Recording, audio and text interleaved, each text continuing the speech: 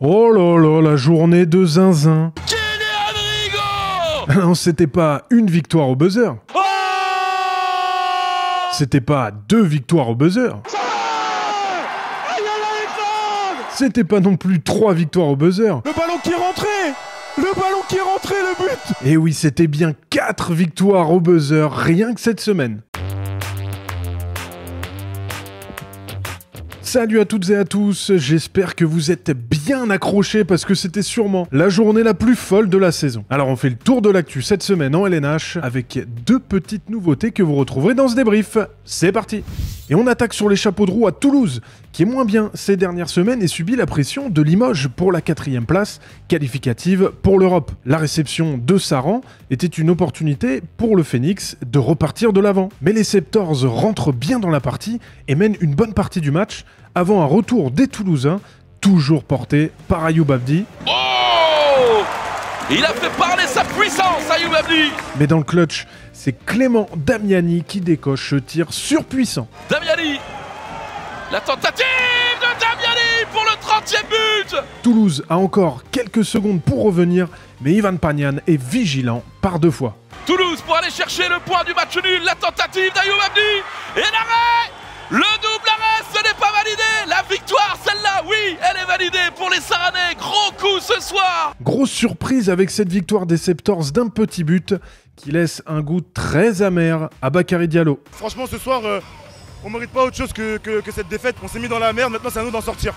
Limoges avait donc l'opportunité de revenir à un petit point du Phoenix avec la réception de Nantes absolument irrésistible en ce moment. Les Limougeaux ont répondu présent avec Dino Slavic décidément impassable à 6 mètres. Oh là là, Dino Slavic, encore.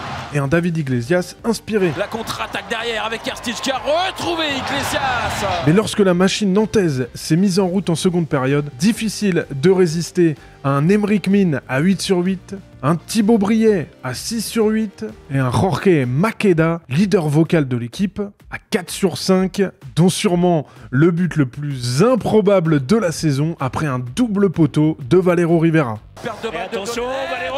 personne dans le but. Oh, les deux poteaux. Double poteau. Et c'est récupéré par Maqueda, le but est accordé. Ivan Pešić ferme ensuite la boutique face à Nicolas Nieto. Oh, la passe magnifique encore.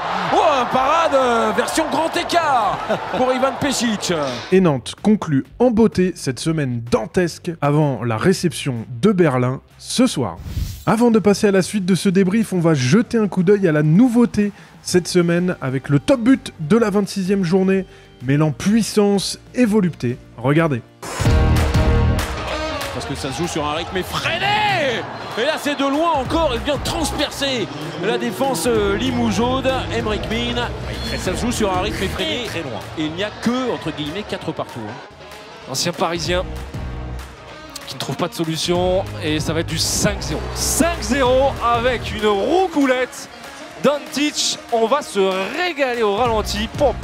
Avec Eldera qui est reparti avec Dolenets, elle part pas bien cette action, mais elle va aller jusqu'à Toshchenko qui a été lancé et qui va mettre une patate en pleine lucarne. Ah oui, ça ne sauve d'aucune discussion. Regardez ça, c'est magnifique. Techniquement, c'est magnifique sur un appui. Il incarne Benjamin Avgour. Là, ça s'est bien pris derrière. Oh, superbe la roucoulette de Jean-Loup Faustin pour aller battre Yannick Graine et permettre à Dunkerque de revenir à 2 buts. C'est jet de 7 mètres raté, c'est tir à 6 mètres. Oh, avec le Kung Fu. Oh, c'est magnifique. C'est magnifique. Une équipe de Créteil qui est complètement focus sur ce match importantissime. Et dites-nous en commentaire quel but vous auriez bien vu dans ce top. On a vu précédemment la victoire de Saran à Toulouse. Ça mettait encore plus la pression sur Créteil qui jouait presque sa saison lors du Val-de-Marnico à Ivry. Un match sous tension, même sur le terrain, dans lequel Créteil a mené presque de bout en bout avant un retour des Ivriens pour un mano à mano qui voit les Béliers avoir la dernière possession à 7 secondes du terme, à 26 partout. Rigaud, le tir par en dessous. Kylian Rigaud. Et c'est terminé. Non, oui, c'est terminé. Une victoire primordiale pour Créteil pour rester dans le sillage de Saran et mettre la pression sur Ivry, qui vient de perdre pour la 3e fois de suite d'un petit but. Autre fin de match irrespirable à l'Arena du Pays d'Aix, où les Aixois recevaient leurs voisins de Saint-Raphaël. Un derby provençal qui sentait la poudre. Saint-Raphaël passe complètement à côté de sa première mi-temps, mais revient bien dans le second acte, grâce à une nouvelle entrée incroyable de Michael Robin. Bon, c'est bien simple, hein, il a tout arrêté après la pause. Gabriel, deuxième ballon. Non, non. Oh Non, non, il n'a pas le droit. Énorme Michael Robin. Les Varois ont ensuite la balle de match, mais Chema Marquez prend le tir trop tôt et laisse une opportunité à Aix. La réponse dans 10 secondes.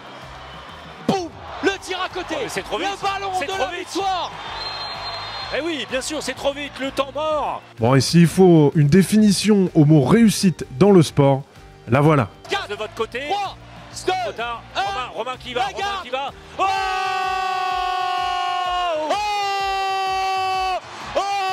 incroyable.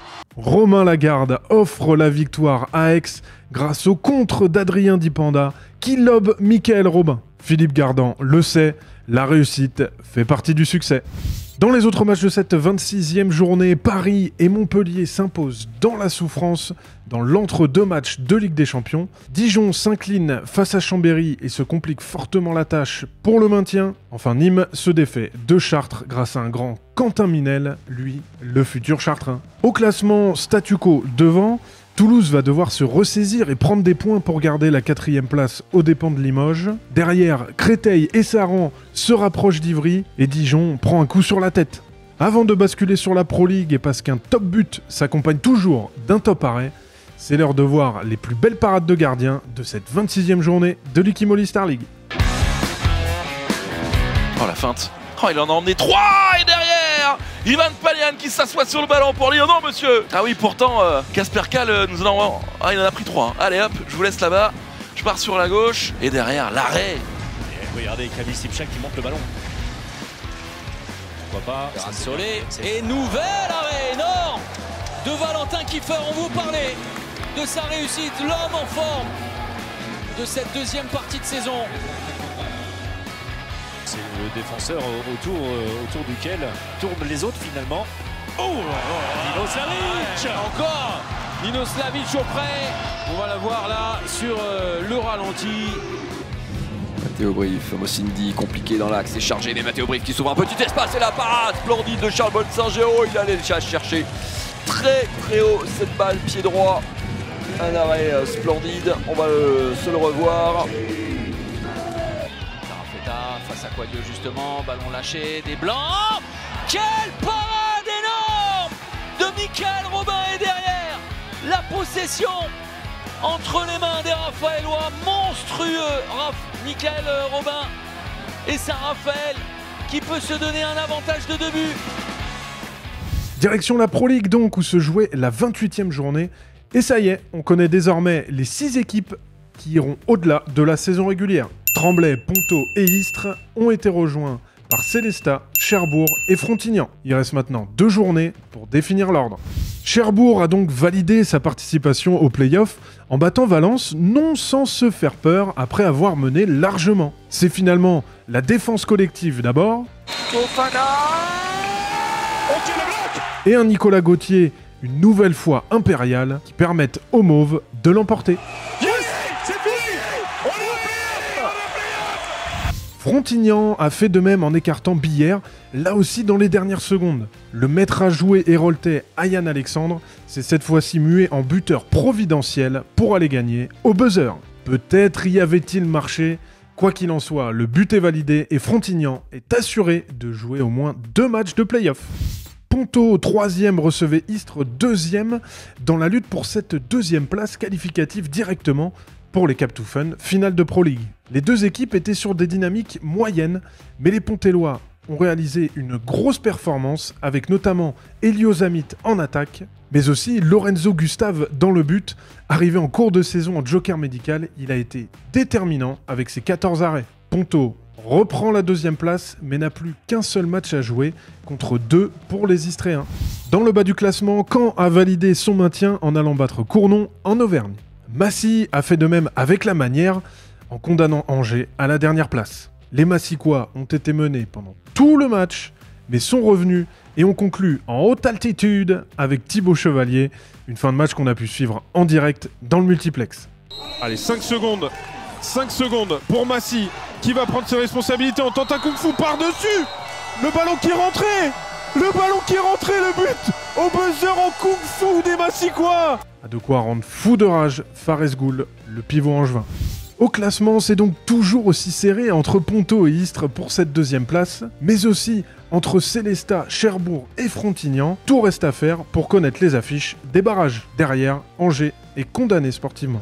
Cette semaine va être une nouvelle fois hyper chargée avec les matchs retour de Nantes en European League face à Berlin dès ce soir mardi. Jeudi, les retours de Ligue des Champions avec Montpellier bien parti face à Kiel. Et Paris qui devra faire un exploit majuscule à Barcelone. Vous pouvez d'ores et déjà retrouver les résumés des matchs allés juste ici. Et puis jeudi également, ce sera le retour de la Ligue Imoli Star League et de la Pro League pour une journée qui s'étendra jusqu'au dimanche. Donc on va se régaler. On se quitte avec l'émotion de Michael Robin au micro de Thomas Vilches.